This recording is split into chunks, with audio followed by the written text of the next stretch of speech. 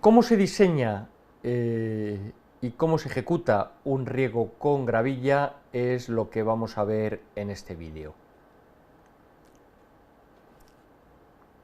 A la hora de diseñar el riego, tenemos que tener en cuenta la carretera de la que se trate, en qué estado se encuentra la superficie, cuál es el objetivo fundamental del tratamiento, es decir, si lo que perseguimos es conseguir una superficie esencialmente antideslizante o si por el contrario lo que estamos buscando preferentemente es impermeabilización. Lo que haremos en función de estas consideraciones es elegir un tamaño de las gravillas, de minúscula, de mayúscula, normalmente expresados esos tamaños en milímetros, y a continuación lo que tenemos que preguntarnos es, dado ese tamaño de partículas, qué cantidad de ligante debemos utilizar y qué cantidad de árido para conseguir ese mosaico ideal al que hemos hecho referencia anteriormente. Como primera aproximación podemos aplicar lo que se denomina la regla del décimo. La dotación de árido o agregado, que se expresa en volumen por unidad de superficie, es decir, en litros por metro cuadrado, es la semisuma de los tamaños que definen la fracción, expresados dichos tamaños en milímetros. Dividiendo esta cantidad por 10, y de ahí lo de regla del décimo, obtenemos la cantidad de ligante residual que nos ha de quedar en ese mosaico que pretendemos formar. Supongamos, por ejemplo, que tenemos un árido cuyo tamaño va de los 10 a los 20 milímetros. En ese caso, la dotación de árido sería 10 más 20, 30, entre 2, 15 litros por metro cuadrado. 15 litros por metro cuadrado de ese árido de tamaño 10-20. 15 entre 10, 1,5 kilos por metro cuadrado, la cantidad de betún que finalmente nos tiene que quedar. Si lo que queremos es manejarnos en términos de cantidad de emulsión, lo único que tenemos que hacer es dividir la dotación de ligante residual por la concentración de betún en la emulsión, pues por 0,65, por 0,69 o por la dotación que sea en cada caso. Esta es, como he señalado, solamente una primera aproximación. A partir de ahí tendremos que matizar básicamente en función de la experiencia, aunque existen algunas recomendaciones sobre cómo incrementar o disminuir las cantidades obtenidas a partir de la regla del décimo en función de cómo esté la superficie, de las condiciones climáticas en el momento de la ejecución, etcétera, etcétera. Si lo que se va a hacer es no un riego monocapa, sino un riego bicapa, lo que habría que hacer es aplicar la regla del décimo 2 veces.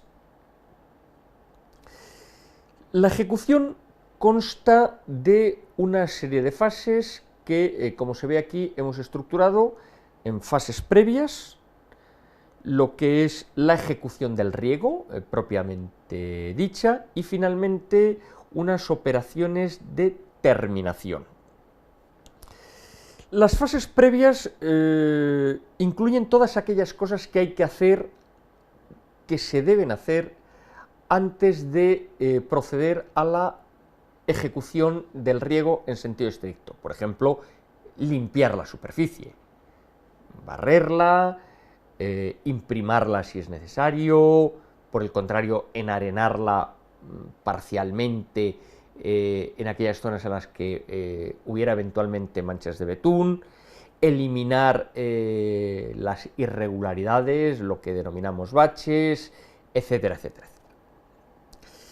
Después de que hemos ejecutado el riego, cuyas fases veremos a continuación con un cierto detalle, habría que intentar que durante el mayor número posible de días los vehículos circulasen a baja velocidad para terminar, digamos, de asentar el mosaico que hemos formado y que no haya riesgo de desprendimiento de gravillas.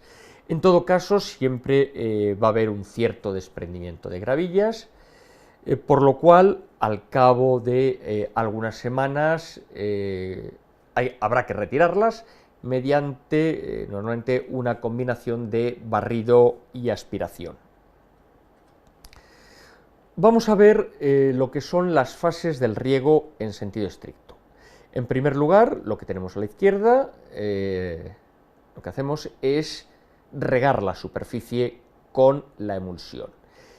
E inmediatamente a continuación, y esta foto lo muestra muy bien, vamos a empezar a esparcir el árido, la gravilla.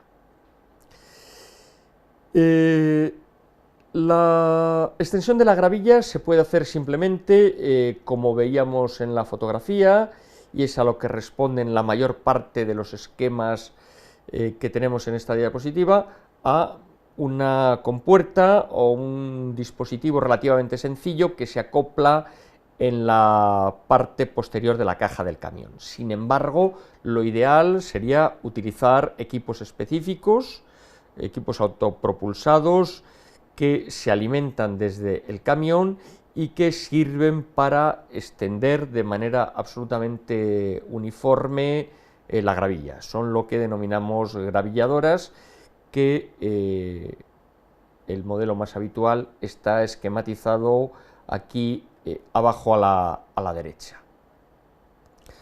Bueno, vemos cómo el camión marcha atrás para que las ruedas traseras de este vehículo no pisen sobre la emulsión, sino ya sobre gravilla, va dejando caer, en función de, en este caso, la abertura de una compuerta, la gravilla, sobre la superficie previamente regada con la emulsión, que es lo que tenemos a la izquierda. A continuación, a lo que hay que proceder es al apisonado de la gravilla, es decir, a pasar unos rodillos para fijar esta gravilla sobre la emulsión. Esta fotografía, aun no siendo de muy buena calidad, nos muestra perfectamente cómo estas fases a las que estamos haciendo referencia se llevan a cabo una detrás de otra sin solución de continuidad. En un primer plano tenemos el riego de la emulsión, detrás cómo se esparce la gravilla, y arriba del todo vemos cómo se empieza a apisonar la gravilla mediante el paso de un rodillo. A veces se emplean rodillos metálicos, aunque esto es una práctica que se debe rechazar, porque hay que tener en cuenta que el rodillo metálico se va a apoyar de una manera irregular sobre las partículas, cargando sobre ellas, en algunos casos, una buena parte de su masa y produciendo su fracturación, o pudiendo producir su fracturación. Por eso es recomendable utilizar exclusivamente rodillos de neumáticos. Estos rodillos de neumáticos, aquí vemos el tren delantero de un rodillo de neumáticos en un primerísimo plano, deben estar inflados con alta presión. Hay que tener en cuenta que aquí lo que pretendemos es una mera acción superficial. Lo que pretendemos, sin más, es planchar, por decirlo de alguna manera, el riego. No estamos buscando una acción de fondo y, en definitiva, por eso es por lo que la presión debe ser alta y no baja.